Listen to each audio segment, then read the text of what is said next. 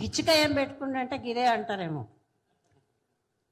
అసలు మనము కేసీఆర్ నిరంకుశ పాలన అని అనుకొని ఇది బాలేదు అనుకొని జనం అంతా ఓట్లేస్తే ఇప్పుడు అది పొయ్యి మించి అది పెనం మించి పొయ్యిలో పడ్డట్టు ఉన్నది ఇప్పుడు పరిస్థితి. అయితే వీళ్ళు అంటే మరో ఉద్యమానికి మనను దారి చూపిస్తున్నది రేవంత్ రెడ్డి గారు.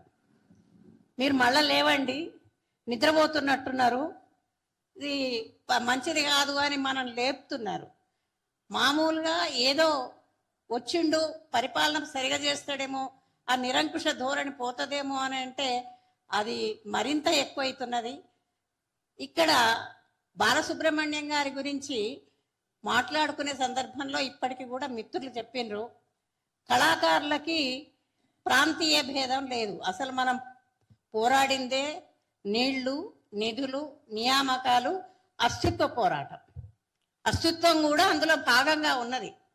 ఎక్కడ పోయినా మీ తెలంగాణ వాళ్ళకు భాష రాదని మన తెలంగాణ వాళ్ళందరినీ కూడా, కళాకారులను అందరినీ కూడా వాళ్ళను తెలంగాణ భాషను రౌడీల భాషకు చూపించింది ఆంధ్ర ప్రాంతం వాళ్ళే.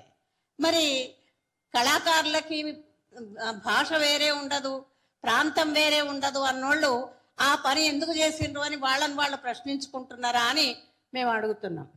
అదేం లేదు.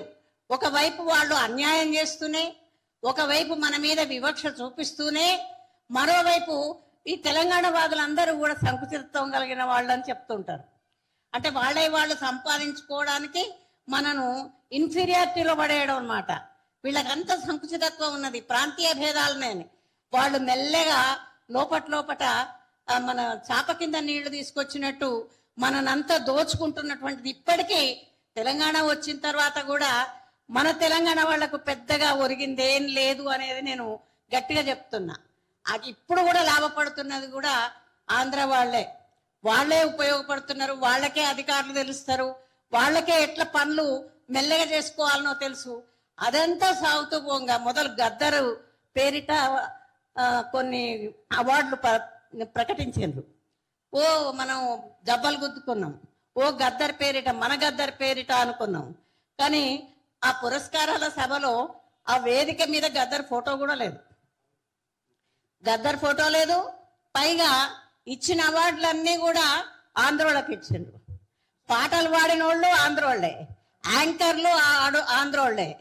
ఈ ప్రాంతానికి సంబంధించిన వాళ్ళు ఎవ్వరు లేరు.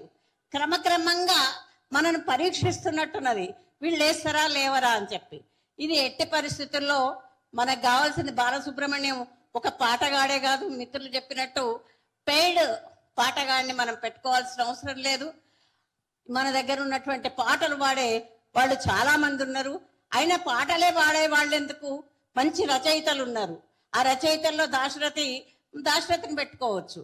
అట్లా ఇప్పుడు మనం నిద్రల నుండి మేలుకొనకపోతే ఇక మొత్తం మళ్ళా ఎవరు ఈయన శుభలేఖ సుధాకర్ అంటాడట, అరే తెలంగాణ వచ్చి 14 ఏళ్ళు కావస్తుంది కదా, అంటే మేము 14 ఏళ్ల కొరకు, కొన్ని రోజుల కొరకు మాకేదో రిజర్వేషన్ కల్పించి ఈ 14 ఏళ్ళు మీరు తెలంగాణ పెట్టుకోండి, తర్వాత మళ్ళా మేము ఆక్రమిస్తాం, మా ఆధిపత్యం చూపిస్తామని అనుకున్నారా? మెదడున్నదా? ఆలోచన సరిగా ఉందా? అది ఎట్లా మాట్లాడుతున్నారు? తెలంగాణ సాధించడం కొరకు ఎన్ని కష్టాలు పడ్డాం, ప్రజలందరూ కష్టాలు పడ్డారు. కేసీఆర్ నాయకత్వం ఉన్నది, అది వేరు సంగతి. మనం అందరం జనమంతా కూడా కష్టపడ్డారు. ఎంతమంది అమరవీరులైనరు. ఇదంతా కూడా మళ్ళీ వాళ్ళ చేతిలో పెట్టడానిక? ఏదో చిన్న పిల్లలప్పటి నుంచి నేను తొలి ఉద్యమ కాలం లోపల 69లో నేను 18 ఏళ్ల అమ్మాయిని బిచ్చమెత్తుకున్నాం ఓట్ల కొరకు. టిఆర్ఎస్ నిలబడుతున్న అది ప్రజాసమితి, అప్పుడు తెలంగాణ ప్రజాసమితి ఓట్ల కొరకు, అంటే ఎస్బీ గిరి కొరకు మేమైతే ఇల్లు తిరిగి బిచ్చమెత్తుకున్నాం. వయసును లెక్క చేయలే, ఏమైతుందో నాకు అని అనుకోలేదు, చిన్నపిల్లలం. అయినా కానీ ఏం లెక్క చేయకుండా చేసినాం. మనితర ఉద్యోగంలో కూడా ఎన్ని వికారాబాద్ నుండి ఇక్కడి నుంచి అక్కడికి ఎక్కడెక్కడ తిరిగినాం. మేము డబ్బులు పెట్టుకున్నాం, శ్రమ చేసినాం, కష్టపడ్డాం. ఎందుకు అంటే ఆత్మగౌరవం కొరకు. ఆ ఆత్మగౌరవం అంతా ఈ 14 ఏళ్ళు మళ్ళీ మీకు అప్పచెప్పడానిక? ఏమనుకుంటున్నారు? అప్పుడు కూడా ఎస్బీ గిరి ఎలక్షన్లలో గెలిచిండో లేదో, కనీసం ఆయన కొరకు ఎవరైతే కష్టపడ్డారో వాళ్ళని కలవని కూడా కలవలే. ఇదే కాంగ్రెస్ మనస్తత్వం అనుకుంటా. ఆయన కాంగ్రెస్లోనే కలిసిండు, తర్వాత గాల్లే కలిసిపోయాడు, తర్వాత లేడు, ఆయన చనిపోయాడు. ఇప్పుడు పృథ్వీరాజు గారు ఇక్కడున్నారు. పృథ్వీరాజు గారి తండ్రి ముచ్చర్ల సత్యనారాయణ గారు అంటుంటుంది. ఎంత బాగా పాట పాడుతుండ్రి. ఒకవైపు ఉపన్యాసాలు ఇస్తుండే, ఇంకోవైపు మంచి పాటలు, రాబోయి రాబోయి రామచంద్రారెడ్డి అని మంచి మంచి పాటలు పాడుతుండే. ఆయనతో పాటు వేదికల మీద పాల్గొన్న అనుభవం నాకున్నది. అప్పుడు ఎట్లా పోరాడినామో ఇప్పుడు కూడా అట్లనే. కాళోజీ ఒక మాట అన్నాడు. Rayaprolu Subbarao Warangal arts and science కాలేజీలో ప్రిన్సిపల్గా పనిచేసిండట. పనిచేసినప్పుడు తెలంగాణ గురించి వ్యతిరేకంగా మాట్లాడితే, ఏ చిగురు తిన్నావే కోయిలా, ఏ పాట పాడుతున్నావే కోయిలా అన్నాడట. అంటే ఆయనకు కవికోకిల అనే బిరుదున్నది రాయప్రోలు సుబ్బారావుకి. ఆ కవికోకిల అనే బిరుదున్నందుకు కోకిలగా నువ్వు చిగురు తింటూ ఎక్కడి చిగురు తింటున్నావు, ఎక్కడి పాట పాడుతున్నావు అన్నారు. వీళ్ళందరూ కూడా ఇప్పుడు రేవంత్ రెడ్డి గారు కూడా గుర్తుంచుకోవాలి. తెలంగాణ ప్రజల మనోభావాలను దెబ్బతీయకుండా పరిపాలించాల్సిన అవసరం ఉన్నది. ఆ పద్ధతిలోనే మన ఈ ప్రాంతానికి సంబంధించినటువంటి విగ్రహాన్ని పెట్టాల్సిన అవసరం ఉన్నదని, దాని కొరకు మనం తగిన పద్ధతిలో సన్నద్ధం కావాలని తెలియజేస్తూ నాకు ఈ అవకాశం ఇచ్చినందుకు కృతజ్ఞతలతో.